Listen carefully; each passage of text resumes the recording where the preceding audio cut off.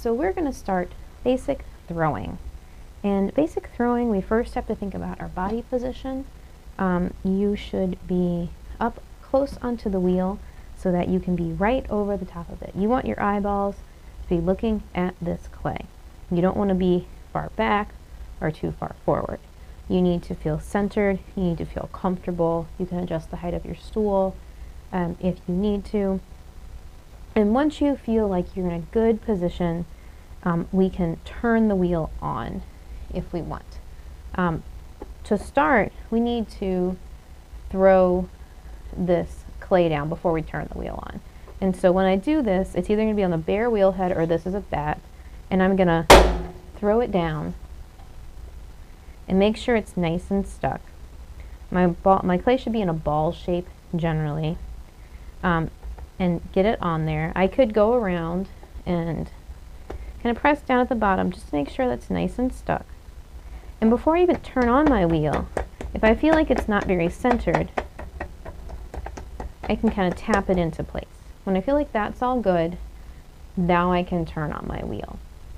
I have a bucket of water in front of me and some tools that you're going to be using. So when we just start throwing, we've got a wooden rib, a pin tool, a metal rib, a wooden knife, and a small sponge. And that's really all you need for the beginnings. You can also have a wire tool handy so that you can cut the things off when you have something that you're going to keep. Now, I am going to start my wheel.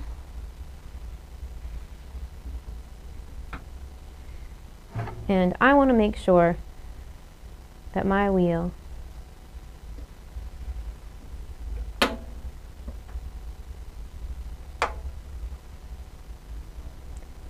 is turning counterclockwise. And you might be able to tell on here that this is turning clockwise, which means it's going reverse, which might be good if you're left-handed or if you've thrown that way before.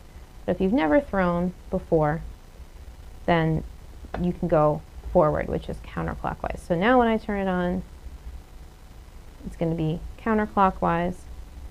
And I'm going to start by centering. And when I center, my wheel isn't going full blast. It doesn't need to go that fast. That's for a lot of clay. But you need to go decently fast for centering. So it's somewhere in between. You have to kind of feel it out. I also want to make sure whatever wheel I'm using that I'm comfortable and that I can lean on my legs and I'm not leaning on the splash pan. The splash pan is not going to be comfortable. So you might need to put your legs up on the stool, or you might be tall enough, or the wheel is so you don't. But make sure you're comfortable, make sure you're set, make sure you're using your whole body to move, not just your arms. If you just use your arms, you're going to get pushed around. You need to use your whole body. So I want to bend with my body, not with my arms. So when I center, I start by just kind of finding what center is. And holding my hands to the clay, feeling where it's at, compressing down with both hands. And I'm going to use my left hand as sort of a wall against the bat. Can you hear that noise? It's my hand rubbing against that bat. And I'm going to use my right hand over the top. And my hands are connected. My hands are being held in the same together so I can work as a team. So I'm going to push down and away from my body and make sure that clay is nice and attached to the wheel head.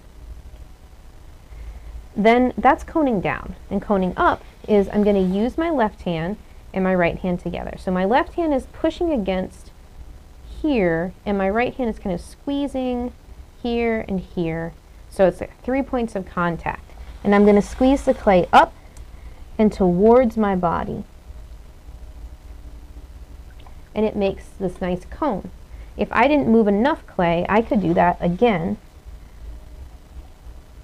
And I'm always easing pressure as I get to the top, because when there's less clay, you're more likely, you need less pressure, and you're more likely to rip the clay if you use too much pressure. If you get to this point and you notice there's a lot of extra clay down at the bottom, you could take this time to take that away with your finger or with the wooden knife And then I'm going to cone back down. So my left hand's on the side of the clay, my right hand's above it.